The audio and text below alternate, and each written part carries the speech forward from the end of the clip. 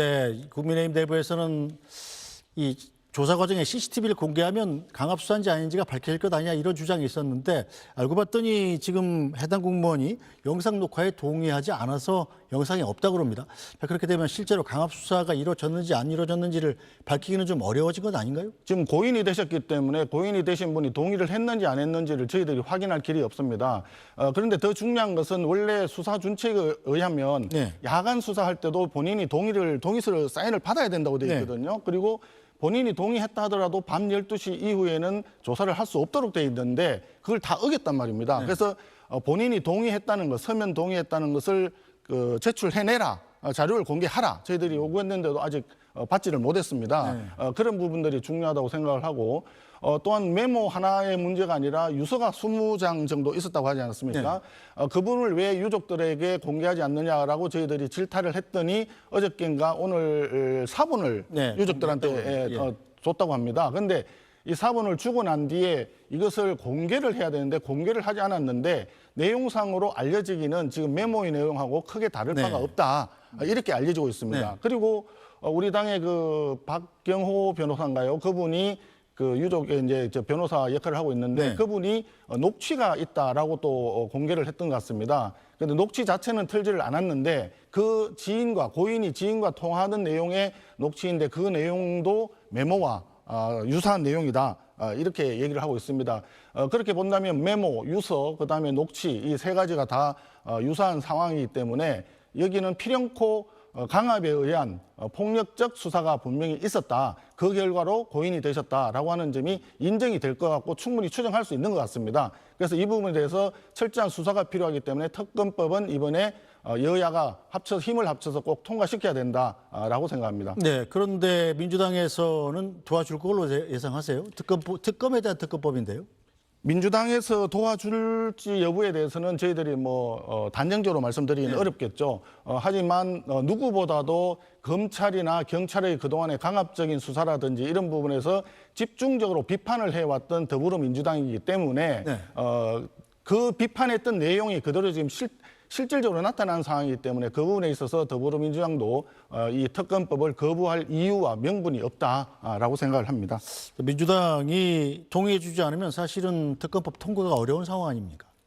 지금 아시다시피 더불어민주당밖에 없는 국회 아니겠습니까? 숫자가 많다고 해서 남자를 여자로 만드는 것 이외에는 모든 걸 다 할 수 있다라고 하기 때문에 말씀하신 대로 더불어민주당에서 동의하지 않으면 특검법을 통과시키기는 현실적인 애로사항은 있을 겁니다. 그렇지만 국민들께서 전부 지켜보고 계시고 또 이 부분에 대해서는 분명히 문제가 심각한 상황이라는 걸 더불어민주당도 알고 있기 때문에 이 법에 대해서는 끝까지 반대하기는 어려울 것이다 라고 저는 보고 있습니다. 네, 알겠습니다. 자, 국정감사 얘기로 다시 돌아가 보죠. 이재명 정부 첫 국정감사 어제부터 시작됐는데 단연 화제는 법사입니다.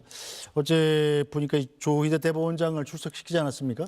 그래서 인사만만하고 나가려는 것을 그대로 못 나가게 해놓고 의원들의 추궁과 질의가 이어졌는데 자, 조희대 대법원장 인사말 그리고 마무리말을 통해서 그간의 민주당이 제기해온 의혹들에 대한 입장을 밝혔습니다. 어떻게 들으셨습니까? 조희대 대법원장의 그 발언은 충분히 우리가 경청할 만한 내용을 포함하고 있었다라고 생각을 합니다.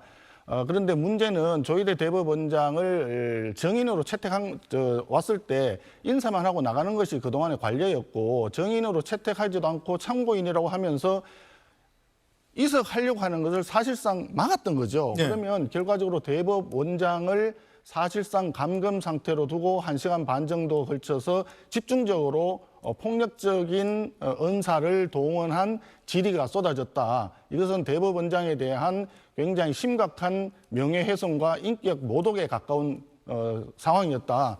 그렇게 보여집니다. 네. 대법원장을 그렇게 힘들게 해가지고 과연 무엇을 추구하려고 하는지 저희들은 굉장히 의구심을 갖지 않을 수가 없습니다. 3권 분립을 우리가 얘기를 했는데 이재명 대통령은 선출된 권력과 임명된 권력이라는 식으로 권력 간에도 서열이 있다는 식으로 얘기를 했는데 마찬가지로 지금 국회에서 상임위에서 3부 요인 중에 하나인 대법원장을 불러서 조리돌림식의 질의를 강행했다는 것은 대단히 심각한 3권 분립 침해다. 그것은 바로 대한민국 헌법에 대한 불복이 아니냐 이런 생각이 들었습니다. 네, 자 일단 법사위에서 지금 조희대 대법원장에 대한 의혹을 집중 제기하고 있는 의원은 서영교 의원이죠. 이른바 4인 회동설, 조희대 대법원장이 한덕수 당시 국무총리와 정상명 전 검찰총장 그리고 최은순 씨의 김건희 씨 모친 최은순 씨의 동업자로 불렸던 김모 씨 이렇게 4명이 만났다는 주장을 지금 한 유튜브에서 제기한 걸 갖고 계속 주장을 하고 있지 않습니까? 거기에 대해서 그 음성이 아마 유튜브 쪽에서도 AI로 만들어진 것이다 이렇게 주장을 송원석 원내대표께서 하셨었는데 이 지금 서영교 의원이 거기에 대해서 지금 송 원내대표를 고소한 상황이죠? 참 이해가 안 됩니다. 네, 솔직히 말씀드리면 논평할 가치가 없다고 생각이 드는데 중요한 것은 그 음성 녹취가 제가 AI로 만들었다라고 얘기를 하지 않았고요. 네. AI로 만들어진 것인지 개인의 음성을 변조를 몇 차례 한 것인지 출처를 알 수 없는 내용을 가지고 조작된 녹취록을 근거로 해서 조희대 대법원장을 공격을 했다라고 제가 얘기를 했죠. 네. 근데 거기에 대해서 제가 AI로 했는 것이 아니다는 식으로 하면서 AI로 녹음을 녹취를 했다라고 제가 발언했다고 고소를 했다 그러는데 예. 소가 진짜 웃을 일입니다. 네, 서영교 의원이 지금 조희대 대법원장에 대한 의혹에 대한 주장을 굽히지 않고 있는 이유는 뭐라고 보십니까? 그것도 또한 서영교 의원이 다음 선거를 대비하기 위해서 극렬 지지자, 강성 지지자층을 향하여 메시지를 내고 있는 거 아닌가 저희들은 그렇게 이해를 하고 있습니다. 실제로도 그 이후에 서영교 의원에 대한 부분이 조금 지지율이 올라갔다고 자평하고 있다 하는 이야기도 좀 들리는 것 같습니다. 알겠습니다. 자, 법사위 얘기 나와서 한 가지 더 여쭤보죠. 자, 나경원 의원 법사위 간사, 야당 간사직을 지금 민주당이 계속적으로 해주지 않고 있습니다. 이유가 뭘까요? 그쪽에서 얘기하는 것은 나경원 그 의원의 배우자가 네. 현직 법원장이기 때문에 이해 충돌이 있지 않느냐 뭐 이렇게 설명을 하는 것 같습니다. 그런데 저희들이 볼 때는 그냥 핑계이고 명분에 불과하다라고 생각을 합니다. 만약에 그런 가족의 문제가 있다라고 얘기를 한다면 추미애 법사위원장의 배우자도 변호사거든요. 네. 동종업계에 있는 것이고 또 서영교 의원 같은 경우에도 재판 청탁 의혹 논란이 있었지 않습니까? 또 박지원 의원은 최근에 본인이 직접 그 검찰의 법무부 장관에다가 검사 공소를 좀 취하해달라 이런 발언까지 했었습니다. 이런 분들이야말로 법사위에 계시면 안 되는 분들이죠. 그런 상황이기 때문에 제가 볼 때는 계속해서 우리 나경원 의원을 간사로 임명하지 않고 있는 이유는 그야말로 어불성설이기 때문에 예, 이 부분은 간사 선임은 원래 교섭단체의 몫입니다. 교섭단체에서 누구를 간사로 하겠다 하면 그렇게 가는 것이 그래야 교섭단체 간의 협의라든지 대화를 통해서 의사일정도 정하고 그다음에 안건도 정하고 할 거 아니겠습니까? 그런데 그걸 일방적으로 부결시킨다 이런 것은 있을 수가 없는 횡포라고 저는 생각을 합니다. 알겠습니다. 자, 일제 국감이 계속되면서 이제 다음 달 초에는 국회 운영위원회, 이 대통령실에 대한 국감이 있을 예정인데, 자, 국민의힘에서는 지금 김현지 대통령실 제1부속실장의 증인 출석을 꾸준히 요구하고 계신데 어떻게 생각하세요? 대통령실이 김현지 부속실장을 증인으로 보내줄 거라고 생각하십니까? 예, 그 부분도 사실 조금 지금 현재로서는 쉽지는 않은 결정이 될 거다라고 보입니다. 중요한 것은 그 더불어민주당 내에서 박수현인가요? 당 대변인이 두어 차례 꼭 출석할 거다라는 취지로 발언을 했었고 또 우상호 정무수석도 100% 출석한다라고 모 언론과 일간지하고 인터뷰에서 그렇게 발언을 했었습니다. 그런데 실제로 대통령실에서 공식적으로는 국회의 결정에 따르겠다라고 하지만 국회의 결정이라는 게 지금은 조금 전에 말씀드렸지만 압도적인 숫자가 많다고 더불어민주당밖에 존재하지 않는 거 아니겠습니까? 그러니까 더불어민주당에다가 지금 공을 넘겨놓은 상태다 이렇게 보입니다. 그런데 더불어민주당에서는 지금 김병기 원내 대표를 비롯한 원내 지도부에서는 운영위 국감 때 김현지 전 총무비서관 출석에 대해서 지금 굉장히 강하게 반대를 하고 있는 그런 형편입니다. 결국은 증인으로 안 보낼 것 같다? 아마도 이런 것 같습니다. 총무비서관은 그동안에 한 번도 출석을 안 한 적이 없습니다. 국감에. 그런데 부속실장은 또 한 번도 출석한 적이 없습니다. 그런데 묘하게도 총무비서관으로 있을 때 우리가 국감 출석을 요구를 하니까 보직 변경을 했어요. 이것도 한마디로 꼼수라고 저희들은 보입니다.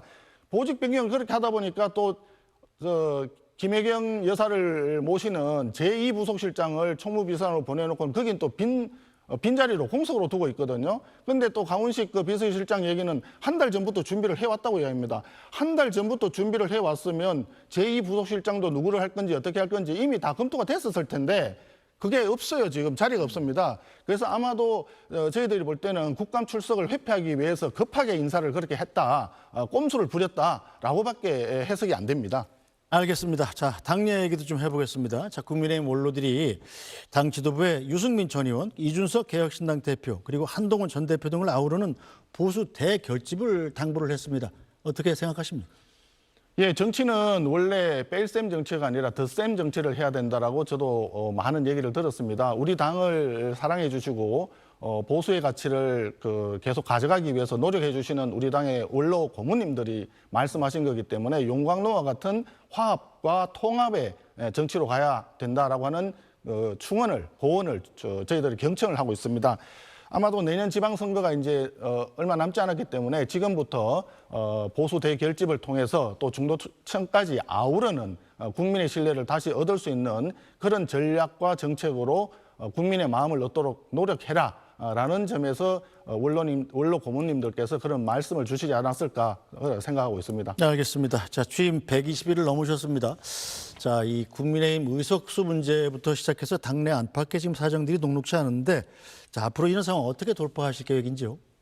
예, 제가 원내대표를 맡은 지가 지금 이제 넉 달 정도 돼갔는데 굉장히 힘겨운 시간이었습니다. 그렇지만 대통령의 그 탄핵으로 인한 중도 사태 이후에 어려운 시간 동안에 그래도 우리 당이 버텨내고 국민들이 다시금 우리 당에 대해서 관심과 지지를 또 성원을 해주시는 것이 다시 지금 돌아오고 있다 하는 느낌을 많이 받습니다.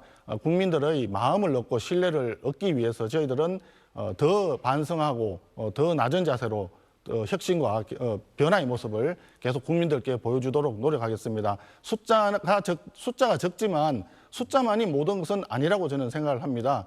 숫자는 적지만 저희들이 똘똘 뭉쳐서 국민들께 다시 다가갈 수 있도록 노력한다면 반드시 저희들이 다시 국민들의 마음을 얻어서 제1당이 되는 날이 그리 멀지 않을 것이다 라고 생각을 합니다.